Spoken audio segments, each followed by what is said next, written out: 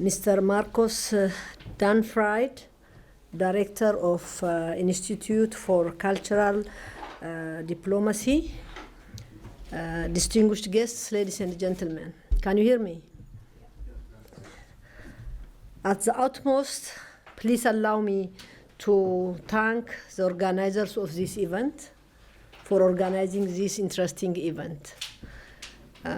These are the Academy of Cultural Diplomacy of the Institute of Cultural Diplomacy. As it is creative, it creates a huge opportunity for cultural exchanges in the cultural diplomatic sphere. Ethiopia, since the coming up of His Excellency Dr. Abiy Ahmed in the first of its kind democratic election, has witnessed some dramatic changes in the culture of the politics, economy, and social aspects of the nation. After divisive party politics was abolished with a call to all opposition parties in the country and abroad, after discussing among opposition parties several times, a key milestone in the nation's history was realized. The key opposition leaders were included in the government cabinet position. This is fixed, I think. It comes to my nose. 50% of the women were made a cabinet member of the ministerial cabinet. It's very first of its kind. It was exemplary to the world, where we have 50% of women in the ministerial cabinet and 50% women are ministers for the first time. It was one in the world. There we see sometimes we take a lead to show exemplary issues. In the economic sphere, a newly introduced homegrown economic strategy has salvaged the country from the challenges of COVID-19, flood, locust, and also drought. All type of problems came at a time. All problems which are facing the world was severely facing Africa, because COVID has tested, leave alone economically less level countries, leave alone developing countries. It has really tested the high-powered, economically well-to-do, and hugely developed countries were challenged with COVID. As human beings, we all faced the challenge together. That's where we see, though we are considered a developing country, Ethiopian Airlines were sharing the vaccines and other supplies to all parts of Africa and the neighboring countries, where others were refraining to go. And this also is another example I would like to see as a diplomacy. It's not because we have big thing, but with a small thing, we have a big heart to share. That is one which shows another exemplary things. Several directives were amended to solve bottleneck and hurdle in doing business in the country. After, other than the privatization of several government-owned enterprises, government was able to complete most mega projects, including significant progress of Africa's largest dam. It is a Grand Ethiopian Renaissance Dam. The construction of this mega dam is in line with Ethiopia's ambition, climate resilient green economy strategy, which lead to the introduction of the green legacy of Dr. Abiy Ahmed, Prime Minister of Ethiopia. With the program, Ethiopia has planted 25 billion seedlings and also 270 million fruits like mango, papaya, and also avocado. This also, planting of these fruits, show that we are trying to increase access to food. For the first time in the country's history, the bank sector has been made open to potential international investors. Telecom sector has been privatized, and now Safaricom is operating in Ethiopia. As part of the homegrown economic strategy, and also recent challenges in the global food market, Ethiopia has become the world's top 18th wheat producer with a surplus to export to neighboring countries. One of the key elements of the economic strategy envisages the development of new and existing tourism destinations. As you know, people like to see Ethiopia. Why? When you tell to the world that Ethiopia has never been colonized, everybody say what this country looks like. And you see this, you may not see the difference of not being colonized, not on the trees, not on the buildings, not on the floor, not on the river. You see it on the eyes of the people, where they confidently smile to you, whether you are white, black, or yellow. Just consider, respect people as human beings. They don't feel inferior, they don't feel superior, they don't feel anything, but they feel happy to see people. That's one of the things you can see. Ethiopia, the land of origin, as I mentioned earlier in my interview, it's the cradle of humankind. Please be happy you all are Ethiopians. You are originated from Ethiopia, because the first humankind is found in Ethiopia. And it's also the birthplace of coffee Arabica.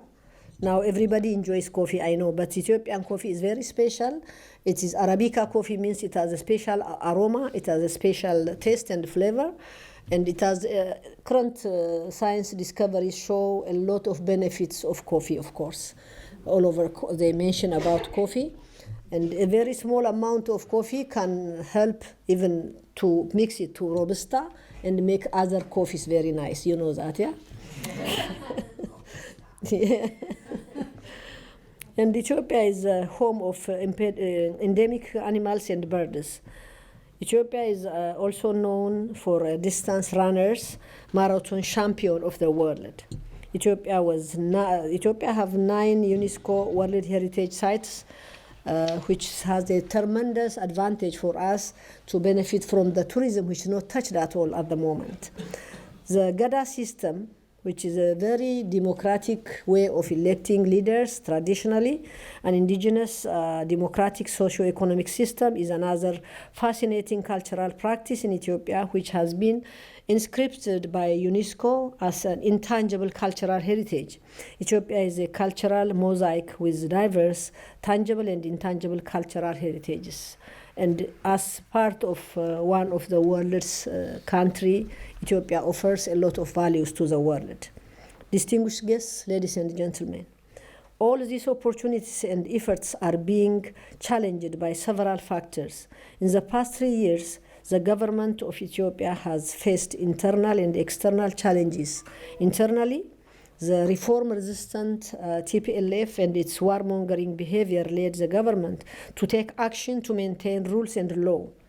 External parties that fuel the conflict in our country and misinformation, disinformation campaign targeting to destroy the image of our country are notable ones. Very sad case that these days, even the mainstream media, even the university scholars who are expected to recheck, and talk about founded information, everybody will simply forward what he gets on his handset on his mobile. That was really giving problem to our country, and we have suffered from this, but we have overcome that problem also.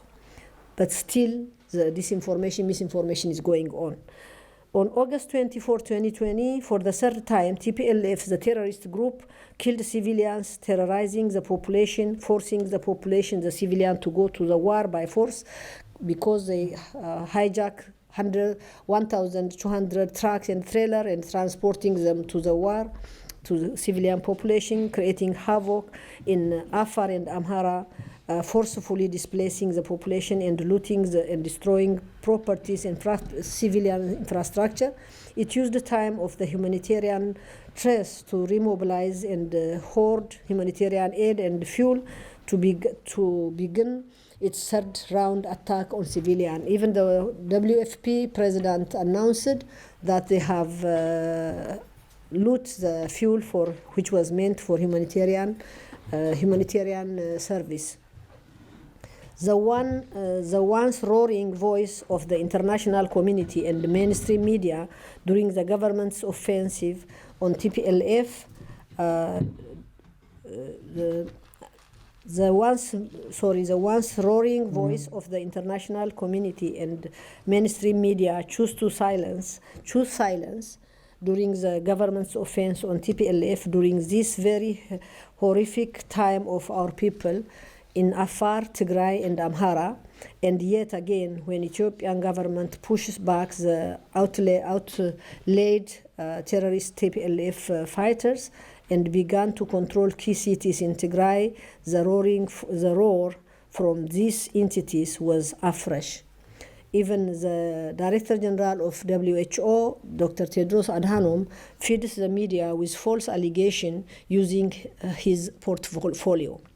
In this regard, my government has continuously expressed its dissatisfaction with the efforts of the continental and multilateral institutions trying to pressure the government while refraining from condemning the acts of terror by TPLF. This will have an eroding effect on the trust and credibility we put in the multilateral mechanism. While we strive to rebuild the trust and the credibility of the multilateral system, which has been greatly affected, we now and then insist putting a terrorist function on an equal footing with the responsible and democratically elected government should stop, because they equate the democratically elected government with an illegal terrorist group. The government, as a responsible actor, has taken several commendable measures to avert further damages and losses of the lives. It has rebuilt infrastructure, allowed unfettered access to the humanitarian aid, and declared a halt to conflict and humanitarian trust. Following the control of major cities in Tigray, the government is expediting the delivery of humanitarian aid and areas liberated by the Ethiopian National Defense Forces. With the facilitation of African Union, a negotiated peaceful outcome is expected.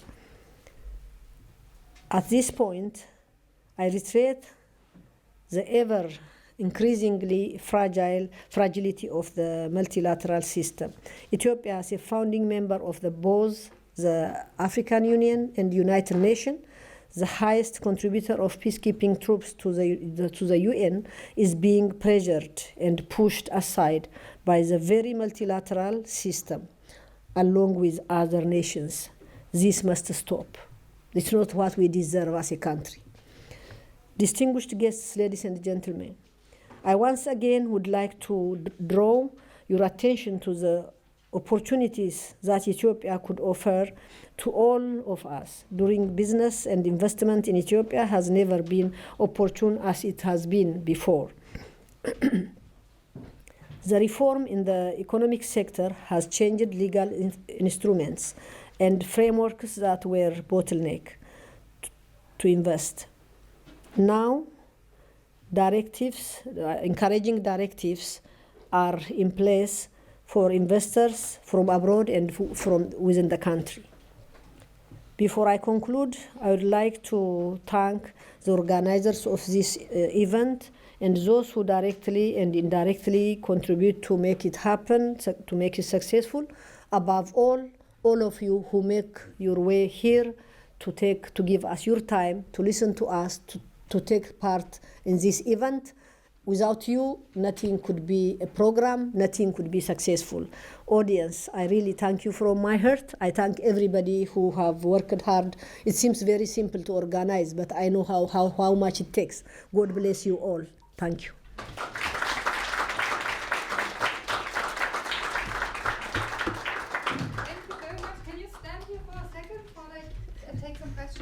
Of course, no problem. Okay, does anybody have questions after this nice talk? Okay, we start here. No. You know the process. You need to come to me.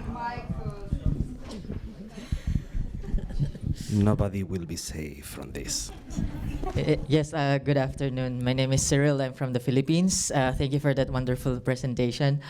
You mentioned earlier about the challenges that Ethiopia is facing with regards to the multilateral mechanism.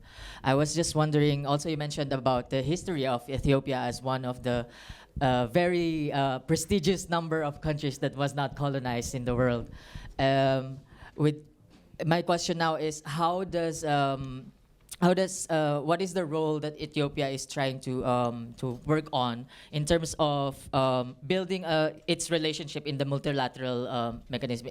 If you're currently facing challenges that, as you mentioned, do you see Ethiopia taking a leadership role or something, especially in the African Union, to promote peace and establish a different kind of image for Ethiopia?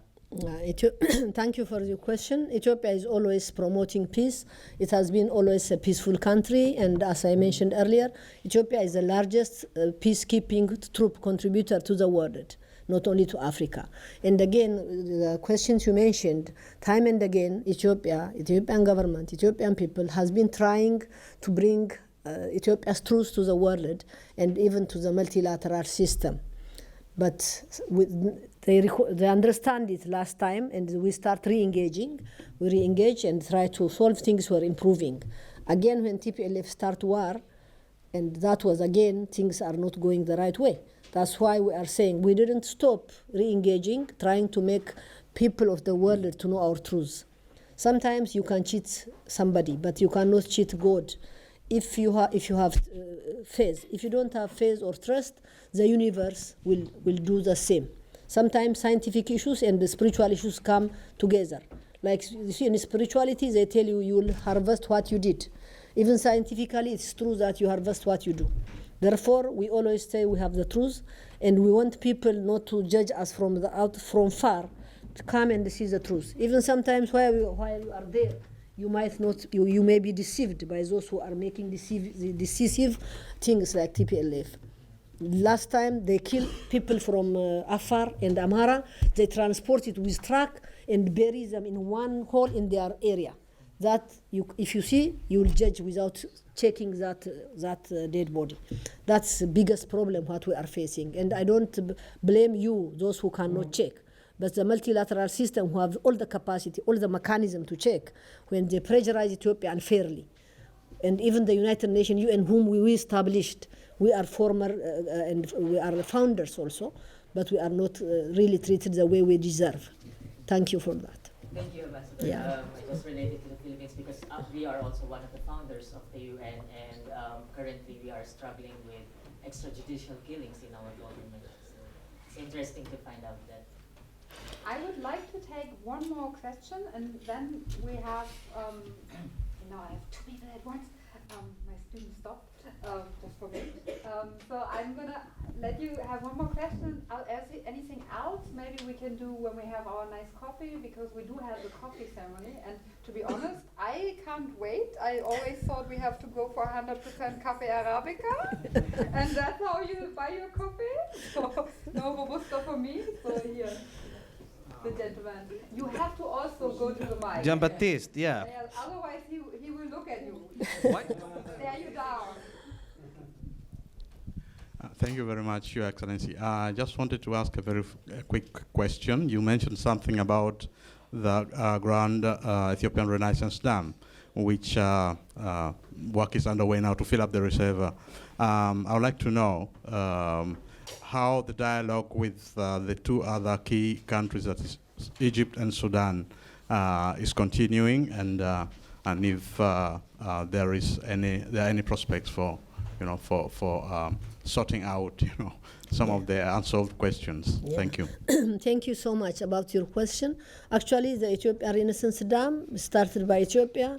The Ethiopian Renaissance Dam, the water is enough, leave alone from Ethiopia, Sudan, 3 countries, it's enough for 450 million people. And the way we do is, from day one, we start engage Sudan and Egypt downstream. It's only the first country in the world who involve downstream people, country, to come and negotiate, sit down together. Before we start anything, we sit with them and show them what we do. is Ethiopia generates 86% of the Nile water, and Ethiopia is using 0%. Egypt 80%, Sudan 18% to evaporation. And it's unfair for us to use our own resource amicably and equitably without causing significant problem to our downstream. In our culture, Sudan, Egypt are our brothers and sisters. Especially Sudan and Ethiopia are one people in two countries. They know it. And we are doing this dam according to our agreement with Sudan and Egypt. We signed declaration of principles in 2015, how to operate the dam. And even though Egypt is accusing us that Ethiopia done unilateral decision, we didn't do that. We did it according to the agreement we have, according to the DOP. And now the third filling is very nicely completed. The second electricity generation is nicely generated, and no problem happened to Sudan or Egypt, and it will continue that way. That dam is the source of integration. It's not a source of conflict at all. And Ethiopian people, 65 million people are in dark. Egypt, 100% connected.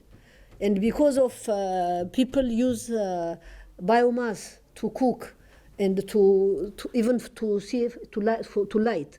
And women and those who cook suffer from eye problem with the smoke, respiratory organ problem. Not only that, they go far to fetch wood for cooking. They destroy the environment, they destroy the trees. This also destroys the environment, and because of environment destabilization, there is drought and erratic rain in the country, and we are suffering, and about 8 million people will be on food aid because of this. And that's why we want to end the poverty, we want to give food to our people, we want to create electricity to the industrial park so that our youth who are not having job to get job. If we don't create job at home, everybody will come and nag you here. They don't stay at home. Honestly speaking, they go to the neighbor everywhere. It doesn't stop in Africa. It goes to every part. Therefore, we want to keep our people at home giving job. Did I answer your question, my brother? Thank you very much. Yes, sure. Thank you.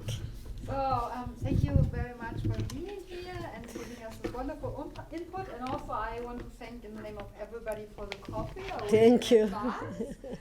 So with that, let's all get up and enjoy the coffee provided by the